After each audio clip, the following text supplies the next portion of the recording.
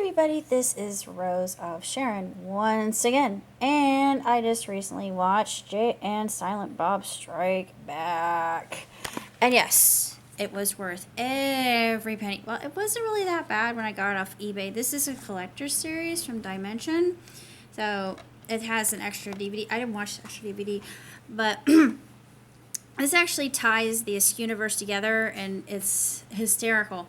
So if you're a fan of Jay and Silent Bob, which I'm sure you would be, then I would highly recommend seeing Jay and Bob. Yeah, it would be great if I could speak the English language well.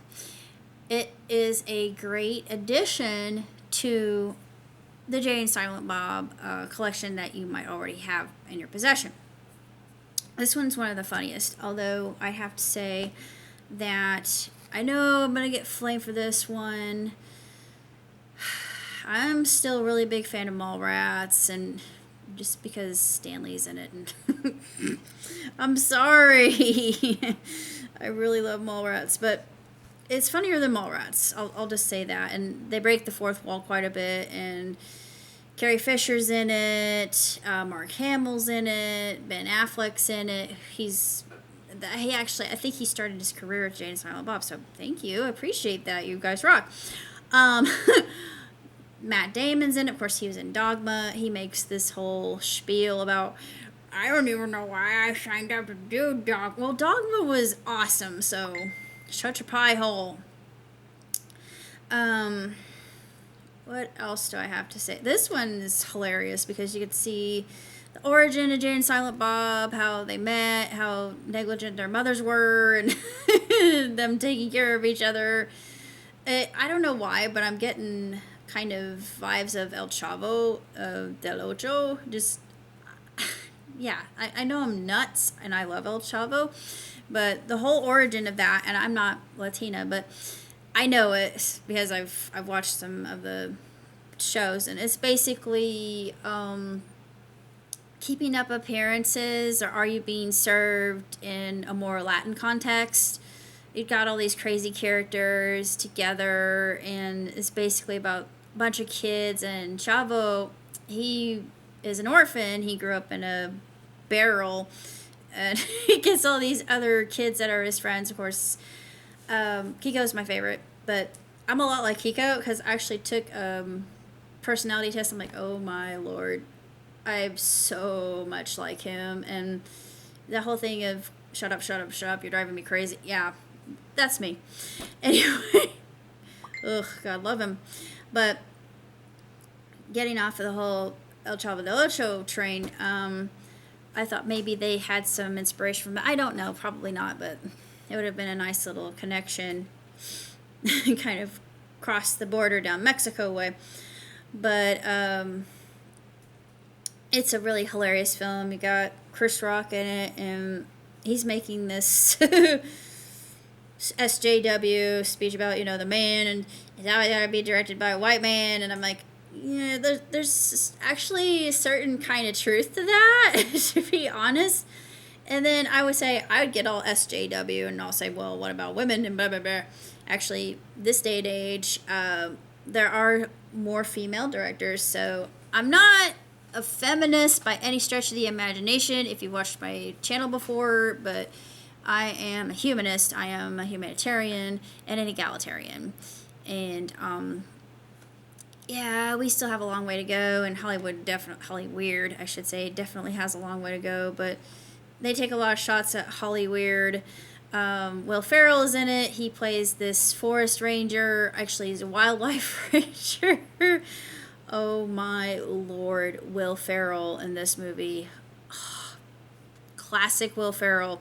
Will Ferrell when he was actually still funny, and I would give my left leg to see a really good Will Ferrell film. I mean, I love Will Ferrell, and I just want to see him in a good comedy, and it's sort of like with Jim Carrey and Kidding, and I love him in Kidding, but that's more serious. That's a more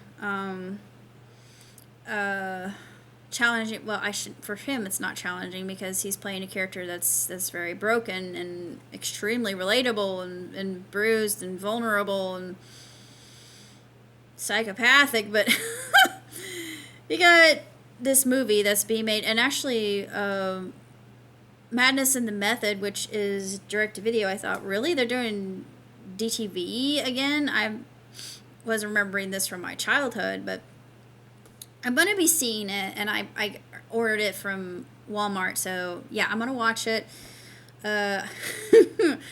I'm really looking forward to seeing it. I will do a review.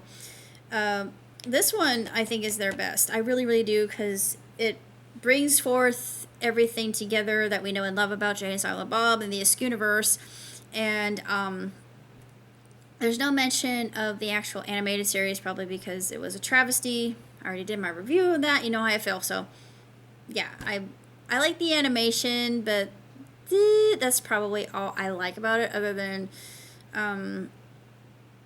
Jason and Kevin lent their voices to their characters, which, of course, they would. But this one is classic. This one is so funny. It's just hysterical, and it's just a very enjoyable film, and there's a lot of social commentary in it, and 2 thumbs way up. It's just so good. And of course, there's a scene in it with Scooby-Doo and the gang, and that in and of itself, I was rolling. I was literally rolling, and it's so classic. And they even had this slapstick scene in it when Jay runs into a scene panel. I'm like, oh no, dude, did that hurt? Probably. Mostly your pride, but don't crack your credit, as my dad would say. But 5 stars. It was really good. It was an excellent film. I highly recommend it. It's worth every penny.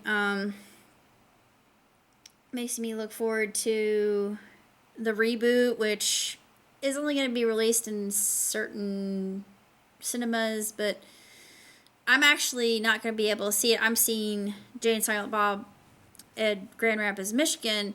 So, yeah, I'm really, really pumped about that, and I got my tickets to go, and I'm going to be dressing up like Jay, because with my hair down, if you've seen me, I look a lot like a gender bent Jay. So, you know, snoochie boochies, I'm going to be doing it.